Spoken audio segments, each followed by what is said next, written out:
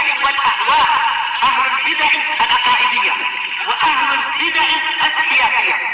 نقول بيننا وبينكم السلف، بيننا وبينكم الكتب، كان فيقول البدع بيننا وبينكم.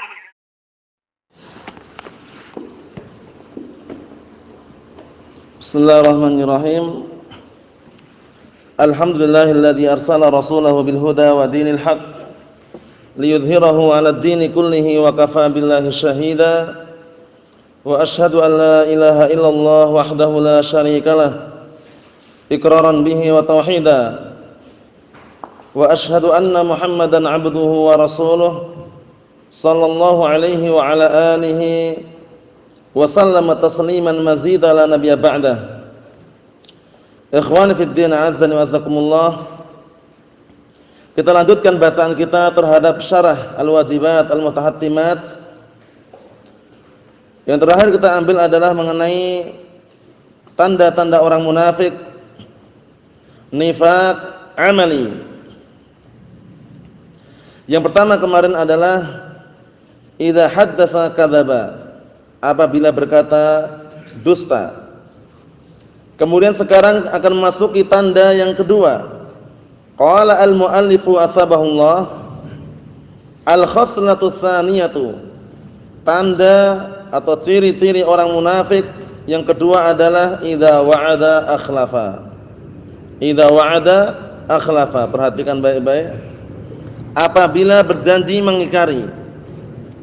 Berjanji melakukan perdamaian misalkan dalam peperangan, namun justru di situ mengingkari, membatalkan perjanjian tanpa sebab yang syar'i, itu masuk dalam kategori sifat-sifat orang-orang munafikin. Oleh karena itu di dalam agama Islam ketika peperangan terjadi, kemudian ada perdamaian, enggak diperkenankan bagi segenap kaum muslimin untuk mengingkari perjanjian tersebut. Namun kalau mereka mulai duluan, barulah kaum muslimin menyerang orang-orang kafir. Adapun kaum muslimin membatalkan perjanjian atau istilahnya menyelisih perjanjian dalam keadaan tidak ada udzur syar'i, tidak diperkenankan. Seperti itu. Kita lihat wa ikhlaful wa'di 'ala naw'ain. Menyelisih perjanjian itu ada dua jenis. Perhatikan baik-baik kitabnya itu. Ahadihima an ya'ida wa min niyyatihi alla yafi biwa'dih. Tujuan pertama sudah jelek sekali. Yang pertama jenisnya adalah apa? Orang berjanji dalam keadaan meniatkan untuk tidak menunaikan perjanjiannya. Paham ya? Jadi dia sudah ada niatan itu ya. Dia berjanji tapi sudah ada niatan kalau berjanji ini nanti enggak dipenuhi gitu loh. Paham belum? Ini yang pertama seperti itu. Hada asyarrul khalaf. Ini adalah penyelisihan yang paling jelek. Ya, jadi menyelisih janji yang paling jelek ini. Sudah ada niatan sejak awal. Sebelum dia berjanji ada niatan. Nanti kalau aku berjanji, aku berniatan enggak akan memenuhinya gitu loh. Apa maksudnya?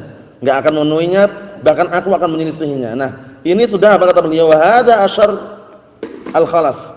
Nah, ini berarti apa? Adalah penyelisihan yang paling jelek seperti ini karena sudah ada niatan sejak awal. Paham maksudnya? Ini yang pertama. Yang kedua, asani an ya'ida wa min niyyatihi an yafi thumma yabdu lahu fayakhlif min ghairi 'udrin lahu fil khalaf. Artinya apa? Yang kedua adalah orang berjanji namun dia punya niatan untuk apa? Menunaikan perjanjian tersebut. Kemudian tiba-tiba muncul padanya sesuatu. Akhirnya dia pun menyelisihinya. Berbeda dengan pertama ya. Kalau yang pertama itu benar-benar sebelum berjanji itu sudah ada niatan. Sebelum dia berjanji sudah ada niatan untuk mengingkarinya. Sudah ada niatan untuk apa? Tidak mau memenuhinya. Nah, itu yang pertama. Kalau yang kedua ini dia berjanji dalam keadaan meniatkan apa? Meniatkan ada niatan untuk memenuhi perjanjian tersebut. Hanya saja tiba-tiba muncul di benak pikirannya misalkan untuk apa? Untuk menyelisih perjanjian tersebut. min ghairi udrin lahu fil khalaf. Ini munculnya tersebut pun tanpa apa? Tanpa udzur. Ya, tanpa alasan yang jelas. Tanpa alasan yang jelas. Nah, barakallahu fikum. Ya. Nah, tanpa alasan yang jelas. Kata beliau, amma idza kana min niyatihi an yafiya, kalau orang itu sudah niatnya bagus, maksudnya niatnya tok ya, niatnya itu ingin menunaikan, ingin melaksanakan perjanjian tersebut, walakin hasalahu udrun aw nahwu, akan tetapi ternyata terjadi padanya udzur, suatu alasan atau yang semisalnya, fala yakunu dakhilan fi hadhil khaslah al-madmumah, maka tidak masuk dalam ciri-ciri yang tercela ini. Kata beliau, wallahu a'lam. Terus yang tercela yang mana? Yang pertama tadi. Yang pertama tadi jelas tercela sekali, sangat jelek karena sudah ada niatan sejak awal. Sebelum dia berjanji sudah ada niatan untuk mengingkarinya, untuk tidak melaksanakan perjanjian tersebut. Mafhum? Nah, jadi sudah ada niatan yang jelek. Na'am barakallahu fikum. Naam. Seperti itu. Kalau yang kedua, ini dia enggak ada niatan awal mulanya. Awal mulanya niatannya apa? Ingin menunaikan perjanjian tersebut. Hanya saja tiba-tiba ada sesuatu faktor yang muncul gitu ya. Nah, muncul padanya, wah ana enggak mau menunaikan aja. Aku akan menyelisihinya tanpa sebab yang syar'i. Nah, ini juga jelek. Cuman yang pertama lebih jelek. Paham belum? Yang pertama tadi kan awal sudah ada niatan itu ya. Bedanya apa berarti yang pertama yang kedua? Bedanya perhatikan baik-baik, kalau yang pertama itu sebelum dia berjanji sudah ada niatan untuk mengingkari. Ini jelek sekali. Yang kedua, dia berjanji dan enggak ada niatan untuk mengingkari. Hanya saja tiba-tiba dia berubah pikiran, wah aku akan mengingkari ini. Seperti itu. Tanpa sebab yang syar'i. Nah, seperti ini jelek juga.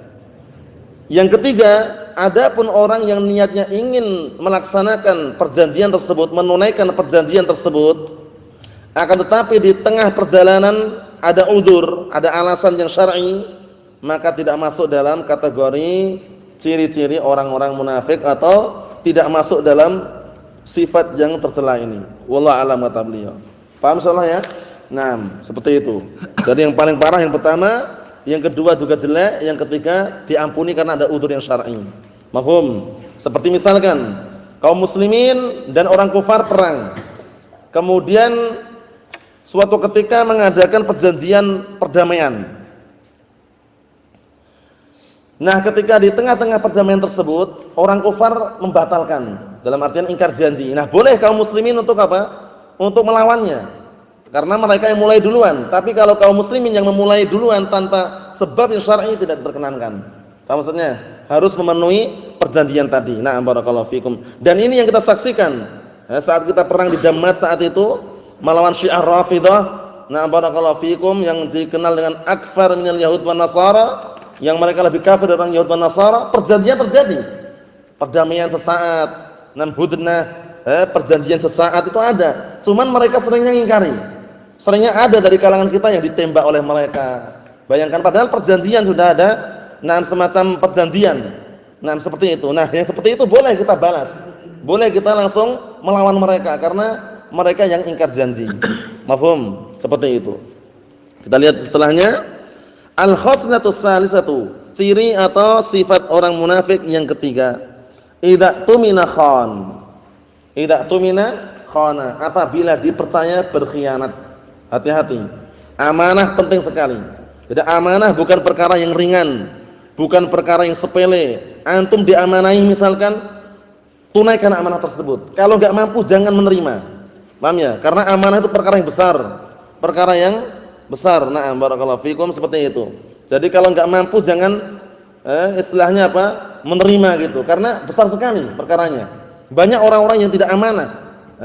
Misalkan masalah pergadaian. Yang digadaikan barang gadaian awal mulanya dilarang untuk digunakan. Tapi orang yang tidak amanah digunakan sama dia. Motornya digunakan sampai rusak. Padahal nanti kalau misalkan dijual, harga jualnya berkurang. Sehingga tidak bisa menunaikan hutang yang barakallahu fikum yang pinjam tadi. Nah, menunjukkan bahwasannya apa? Amanah itu berat sekali. Kemarin dalilnya mengenai hal ini? Awal mulanya amanah diserahkan kemana? Ditujukan kemana? Ditawarkan kemana? Ditawarkan ke langit, bumi, gunung. Bayangkan. Tapi semuanya mereka apa? Merasa keberatan dan enggan untuk mengemban amanah tersebut. Ternyata ditampani. Oh, ditampani enggak? Apa ditampani bahasa Indonesianya? Diterima gitu loh, diterima oleh manusia. Nah, manusia inilah yang ternyata banyak pengingkarannya. Karena awal mulanya yang namanya manusia asal usulnya adalah apa? Zaluman jahula. Suka berbuat kedzaliman dan bodoh. Nah, ayatnya apa kemarin?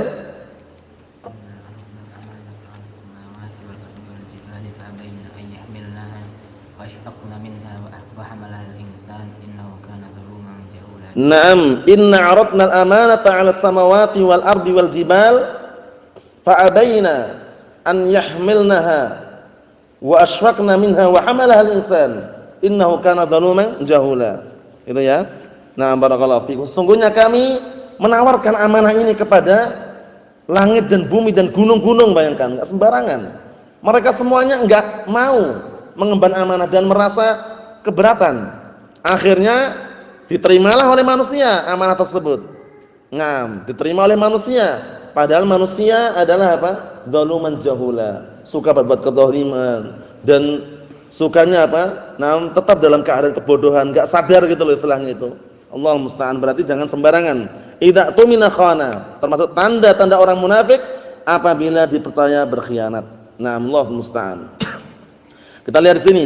Qala Allah Ta'ala berfirman, ya ayyuhalladzina amanu la takhunullaha war rasula wa takhunu amanatikum wa antum ta'lamun. Wahai orang-orang yang beriman, jangan kalian mengkhianati Allah dan Rasulnya. Dan jangan pula kalian mengkhianati amanah-amanah yang dibebankan kepada kalian dalam keadaan kalian mengetahui.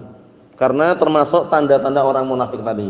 Jadi kalau diamanahi ya sesuaikan apa dalam artian ditunaikan amanah tersebut. Misalkan pergadaian, ada barang diletakkan di tempat antum misalkan untuk sebagai barang jaminan, jangan diotak-atik. Jangan barakallahu fikum dirusak. Ya biarkan saja di situ. Barakallahu fikum, kecuali memang sudah ada kesepakatan yang lain. Yang jelas kalau hukum globalnya barang gadaian enggak boleh diapa-apakan. Paham ya? Enggak boleh dirusak, enggak boleh dipakai, enggak boleh digunakan, itu hukum asalnya seperti itu. Allahu musta'an. Kita lihat sini. Wa idza tumina ar-rajul amanatan fal wajib 'alaihi an yu'addiyaha. Apabila seseorang diberikan amanah, dipercayai dengan sebuah amanah, maka wajib bagi dia untuk menunaikan amanah tersebut. Tidak boleh dia barakallahu fikum mengingkari atau justru berkhianat. Paham maksudnya ya? Diamanahi sebidang tanah, 1 hektar tanah untuk bangun pondok. Sama orangnya malah dibangun pabrik khamr misalkan. Jadi dia tidak amanah. Apa maksudnya? Barakallahu fikum. Kemudian contoh yang lain, diamanahi harta 100 juta. Untuk apa? Untuk membangun Masjid Ahlus Sunnah. Sama dia malah 100 juta itu digunakan untuk foya-foya, untuk beli mobil, beli motor, akhirnya enggak tertunaikan amanahnya. Itu termasuk contoh bahwasannya apa? Bahwasanya yang namanya amanah itu perkara yang sangat besar. Jangan sampai kita bermudah-mudahan. Kalau enggak mampu enggak usah. Paham ya? Kalau enggak mampu ketika diserahi amanah bilang aja, "Afanana terus terang enggak mampu untuk masalah ini." Itu lebih baik daripada dia bergaya sok mampu ternyata dia malah apa? Mengingkari atau istilahnya berkhianat. Hati-hati ya, seperti itu. Allahul musta'an. Kita lihat di sini. Kama qala ta'ala, sebagaimana firman Allah Ta'ala, "Innallaha ya'murukum an tu'addul amanati ila ahliha." Sesungguhnya Allah Subhanahu wa taala memerintahkan kalian untuk menunaikan amanah-amanah itu kepada yang berhak. Maksudnya apa? Maksudnya jangan diserahkan kepada orang-orang yang tidak berhak atau justru malah dimanfaatkan atau justru malah dihancurkan atau dikhianati. Allahul musta'an. Wa qala an-nabiy sallallahu alaihi wasallam addil amanata ila man tamanaka. Rawahu Abu Dawud wa Tirmidzi wa hasanahu wal Hakim shahahahu wa wafaqahu adz-Dzahabi. Dan Rasulullah sallallahu alaihi wasallam juga bersabda, tunaikanlah amanah kepada orang yang apa? Mempercayakan sebuah amanah kepadamu. Tunaikan. Jangan justru malah kita khianati. Kalau enggak mampu bilang enggak mampu, wallahu alam.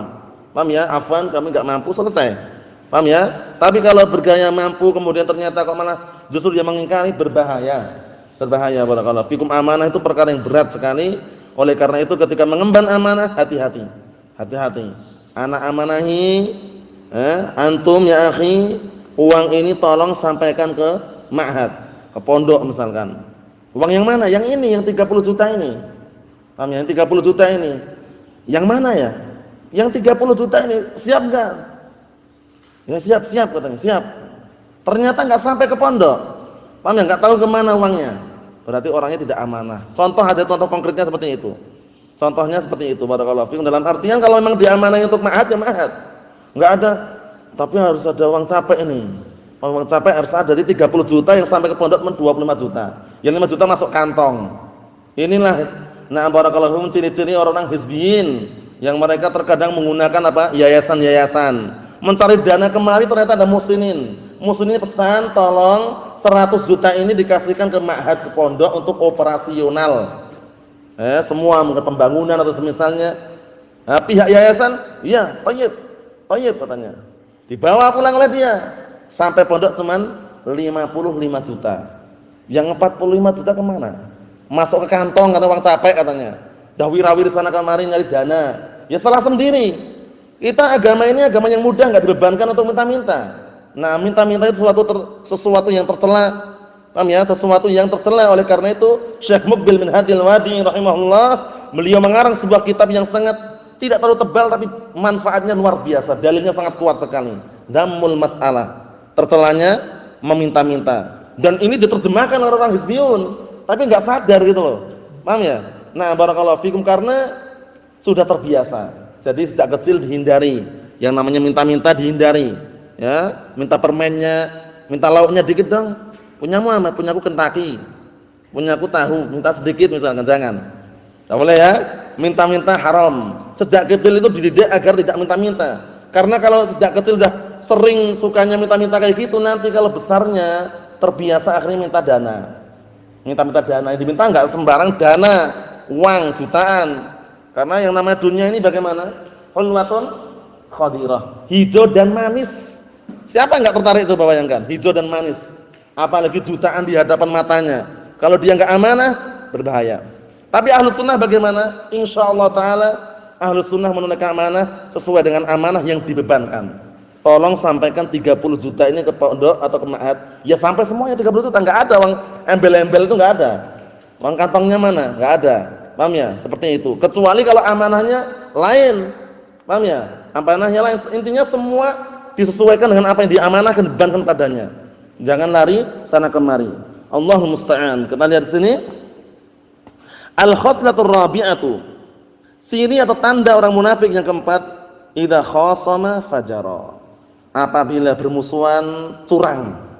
Jadi bermusuhan belum didamaikan sudah curang. Nah, barakallahu fikum, mungkin menggunakan suapan, yaitu suap menyuap dengan harta, akhirnya yang dimenangkan adalah pihak yang keliru, yang salah. Padahal dia sebenarnya salah, keliru, tapi karena sudah ada suapan tadi itu, dia menyuap. Tahu menyuap ya? Menyuap dengan harta, akhirnya biar dibenarkan dan dibenarkan dia.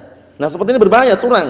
Seharusnya dia itu harus menunggu bagaimana keputusannya, siapa yang hak, mana yang batil, seperti itu. Nah, ini perlu diperhatikan baik-baik, barakallahu fikum. Jadi jujur, orang itu jujur. Kalau berselisih, misalnya berselisih, Ustaz tadi anak gini gitu. Yang satunya, anak juga diginikan sama dia. Ya tak gitu kan dia. Paham ya? Akhirnya ribut. Enggak ada yang jujur di situ. Hati-hati.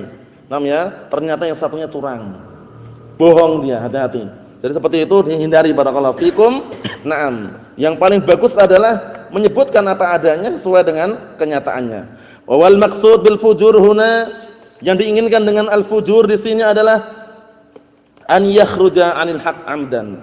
Dia keluar dari kebenaran dengan sengaja.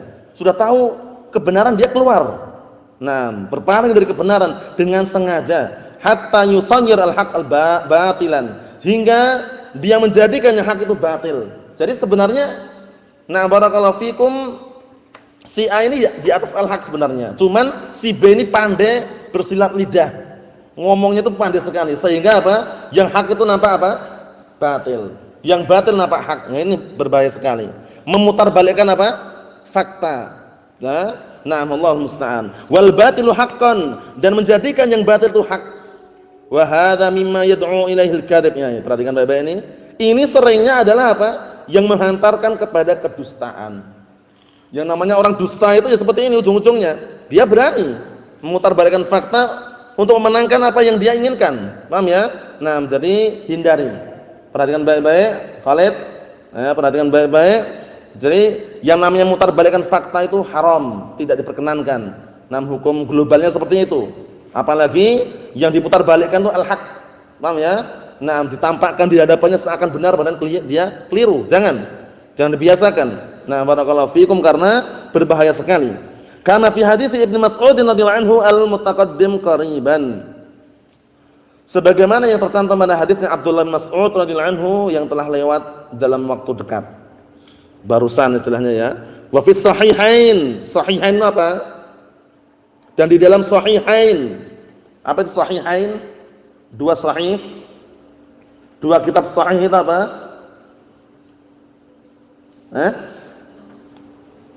Imam Muslim dan Imam Bukhari. Sahihain itu Sahih Bukhari, Sahih Muslim.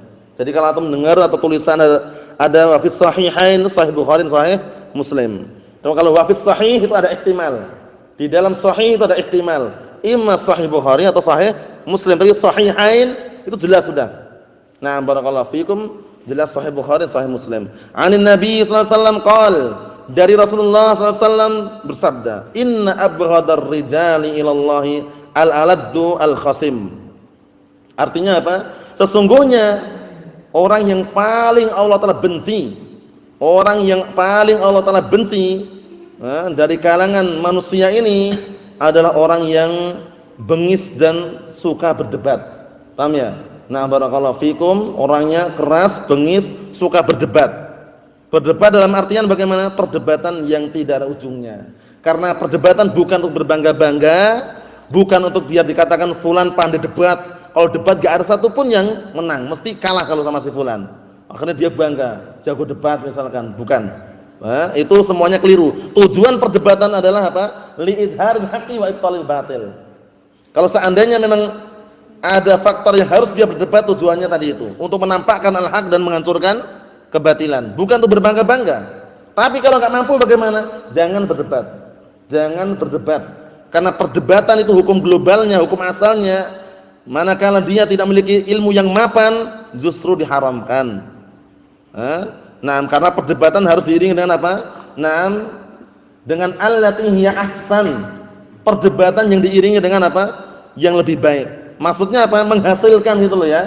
Tapi kalau untuk debat orang awam yang mereka seringnya pakai akal, dinasihati mutarbalikkan fakta dengan akal misalnya, jangan dilayani.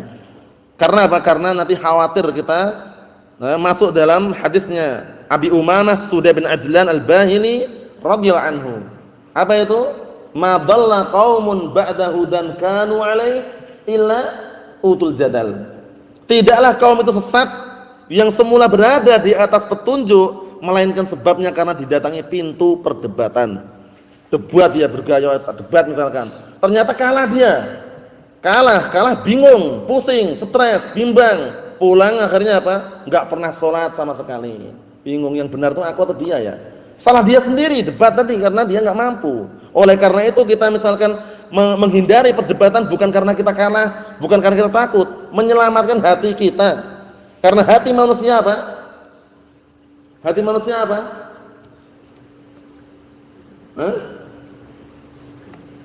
Hati manusia apa? Lemah. Hati manusia lemah. Sedangkan syubhat menyambar-nyambar. Apa itu kemarin? Naam, al-qulubud dha'ifah wasyubahu khattafah. Paham ya? Naam, hati-hati manusia itu lemah, sedangkan syubhat itu menyambar-nyambar. Paham ya? Naam, itu sering muncul itu ya, barakallahu fikum. Jadi kalau enggak mampu debat jangan bergaya berdebat. Apalagi debat orang awam yang seringnya mereka sumbernya akal-akalan. Nah, merokok itu haram, Pak. Siapa bilang? Rokok haram itu kan menurut versi Bapak katanya. Kalau menurut kami halal. Nah, menurut kami makruh. Paling minim makruh walaupun enggak haram. Itu pun makruh kalau sering-sering katanya. Pakai akal terus Pak intinya, Pak ya. Dikeluarkan dalil pun dia ngelawan dalil dengan apa? Akal. Yang seperti ini jangan dilayani. Oh ya, jangan dilayani. Nah, barakallahu fikum seperti orang-orang yang mereka suka mengejek Ahlussunnah. Nah, jenggot itu katanya semakin panjang semakin bodoh orangnya. Karena seharusnya nutrisi ya. Nah, makanan-makanan yang sering larinya ke otak itu biar orang cerdas, itu tertarik oleh jenggot ke bawah katanya. Ya jenggot tumbuh ke bawah akhirnya turun semua orangnya bodoh. Nah, ini dengan akal semua seperti ini. Jangan didebat, tinggalkan aja bismillah assalamualaikum. Seperti itu. Kalau antum layani enggak akan selesai. Dalil ditendang oleh dia soalnya. Enggak mau dengan dalil. Oleh karena itu perdebatan jangan bermudah-mudahan. Nah, barakallahu fikum seperti itu. Karena perdebatan bukan tujuannya untuk berbangga-bangga, bukan pula untuk biar dikatakan si fulan pandai debat, tapi apa tadi? Li'idharil haqqi wa ibtalil batil. Kalau tujuan ini enggak muncul jangan dilayani. Paham ya? Untuk menampakkan al-haq dan menghancurkan kebatilan itu tujuan utamanya. Nah, tapi kalau enggak muncul dengan dia menggunakan akal tadi itu, tinggalkan. Bukan karena kita takut, bukan karena kita itu kalah, tapi menyelamatkan hati kita.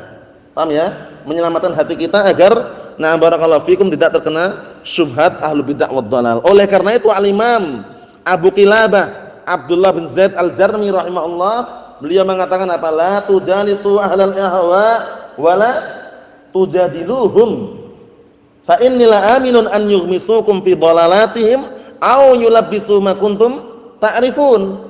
Artinya apa? Jangan kalian duduk-duduk dengan pengekor hawa nafsu. Karena kata beliau, dan jangan kalian debat dengan mereka. Jangan kalian debat dengan mereka. Karena aku tidak merasa aman kalau seandainya mereka menjerumuskan ke dalam kesesatan mereka atau membikin samar perkara al-haq yang dulu kalian berada di atasnya. Seringnya seperti itu. Orang kalau debat itu biasanya berpikir dia, sebenarnya menang itu ana atau si fulan ya. Bingung dia karena kalau debat tadi itu. Nah, Allahul musta'an. Oleh karena itu, kalau tidak mampu dan tidak memiliki ilmu yang mapan dan tidak bisa menampakkan al-haq dan menghancurkan kebatilan, jangan berdebat. Apa maksudnya? Nah, barakallahu fikum. Ikhwani fi din azza wa jazakumullah, kita ambil dikit lagi. Wa fihi ma anhu sallallahu alaihi wasallam, dan di dalam sahihain dari Rasulullah SAW juga ada lafadznya qala inna minal bayani la sihra. Inna minal bayani la sihra. Sesungguhnya sebagian penjelasan itu ada sihirnya. Maksudnya bagaimana? Sihir itu maknanya ta'sir, memberi pengaruh. Jadi orang itu pandai menjelaskan itu terkadang orang terpengaruh. Ini seringnya antum jumpai di pasar-pasar. Kalau dunia ya, masalah dunia, di pasar-pasar. Hampir setiap di pasar itu toko-toko itu mesti pandai nawarkan. Wah, ini harganya murah ini. Kulaannya aja enggak boleh sekian. Nah, kena sihir enggak kita? Tersihir. Wah, akhirnya kita tertarik untuk beli. Yang satunya bilang, "Oh, enggak Pak, ini lebih murah punya ana," gitu. Paham ya? Intinya yang namanya penjelasan itu terkadang bisa mensihir. Paham ya mensihir maksudnya ya? Memberikan pengaruh. Jadi antum saja atau kita saja barakallahu fikum terkadang melihat orang yang mungkin pandai menyampaikan atau memutarbalikkan fakta terpengaruh gitu loh. Ya tentunya masalah dunia tadi, masalah di pasar tadi itu. Semakin orang itu pandai menjelaskan biasanya orang tertarik pembelinya. Tapi kalau di pasar orangnya diam aja enggak bisa ngomong misalkan. Diam aja ngomongnya pun intinya enggak pandai ngomong. Biasanya kurang laku. Paham ya?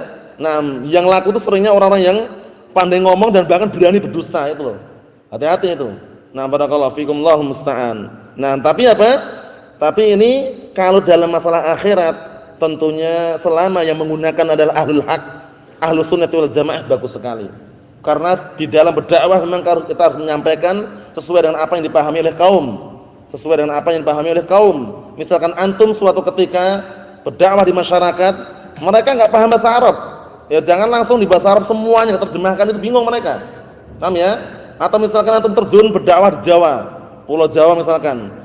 Kemudian antum misalkan enggak bisa bahasa Jawa misalkan dan mereka enggak paham bahasa Indonesia, ya tentunya harus memanggil salah satu orang yang bisa menerjemahkan. Karena apa? Karena posisinya apa? Posisinya kalau antum sampaikan dengan bahasa Arab, bahasa Indonesia, mereka enggak paham bahasa Indonesia misalkan. Tentunya mereka enggak paham. Oleh karena itu, na barakallahu fikum hafizakumullah. Selama hadis ini yang menerapkan ahlus sunnah bagus. Ahlul haq yaitu apa? Menjelaskan dengan penjelasan yang gamblang, jelas. Nah, barakallahu fikum itu biasanya lebih orang itu lebih terpengaruh dan juga menerima kebenaran tersebut. Paham maksudnya ya? Nah, ahlul bid'ah wad dalal, ahlul batil. Banyak yang pandai ngomong? Banyak. Wasil bin Atha, pandai ngomong enggak?